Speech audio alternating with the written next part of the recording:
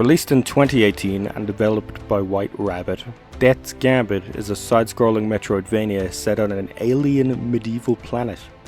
The story follows Soren, a dead man resurrected after making a deal with death that if he kills all of the immortals, he will be made immortal in turn. Sound logic.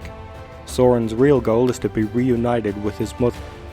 I won't go further than that, as there are plot revelations and a story that, while not particularly complex, does give you more than Metroidvanias traditionally would. Understanding that the player would die a lot, this game does something very interesting with its storytelling. It gives you flashback sequences between deaths. There's a limited number of these and they don't repeat, but using a crucial mechanic as a platform for conveying extra story details and even character development is a clever spin that I can't find an example of utilizing before or after. It's a great way to incentivize the fail states these games are so famous for.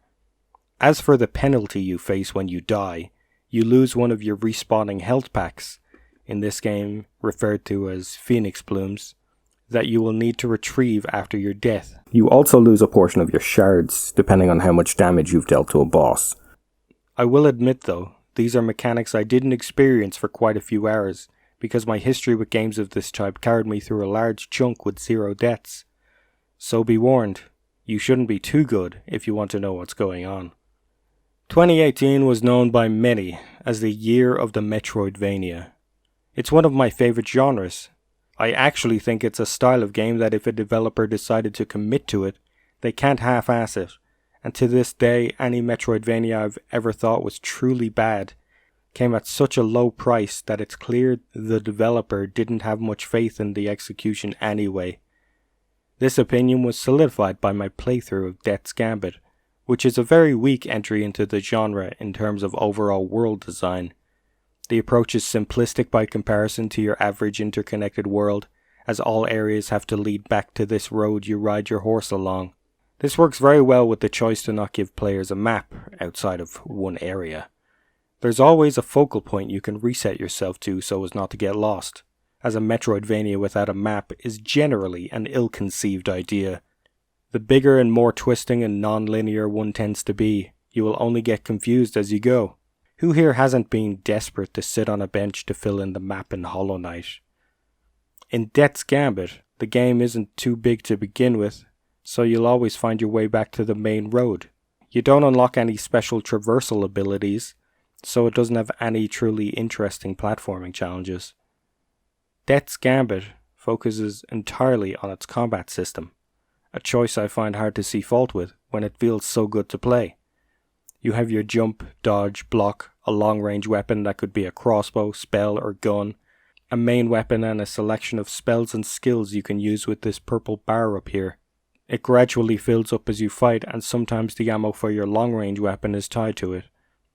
You have a number of different weapon types that feel wildly different and scale with different stats as you level up, so ideally, you want to build your character around the type of weapon you're using.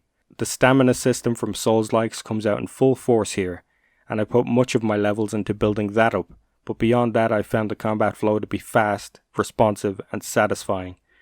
The thrill of Death's Gambit is those clutch moments when you narrowly avoid that one hit that probably wouldn't have killed you, but attrition is your life now, and you'll be damned if you're going to take a jab you could have easily avoided. You know, I wasn't initially sold on Death's Gambit. With each passing Dark Souls influenced game, I get less interested, particularly the ones that are the most overt about it. These days, none are as blatant about it as the first few instances, but many are happy to market the similarities. That all said, I'm glad I gave Death's Gambit a shot, because it's easily my favourite of the 2D attempts. It's not quite a shameless pastiche like Salt and Sanctuary, a game I liked, but damn did it treat Dark Souls like a Bible, to its detriment. But beyond the hub area that changes inhabitants over time and advances their individual stories, the bonfire analog that does all the same things, the flavor text item descriptions that need to be in a more readable format, at a line break, Jesus Christ, the direct references and the one stat increase of your choice per level.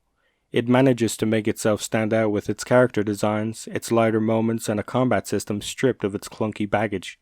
There's quite a few memorable bosses and turns in the environmental storytelling.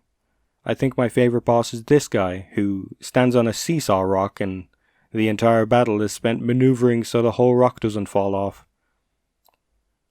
When I first added Death's Gambit to the Twitter thread, I said I loved it and left it at that. I honestly couldn't put into words why I connected so much with this game, and I don't think this review has even done justice to that either. Coming into this game I expected just another one, but I connected with something in there. Replaying it for this review, that something still feels far away from my grasp. I'm ending this on a vague note, but I'm sure we all have that game that we unabashedly love, without a single clue or convincing argument as to why, and for some reason you can't find fault with it. Death's Gambit is certainly one of those games for me.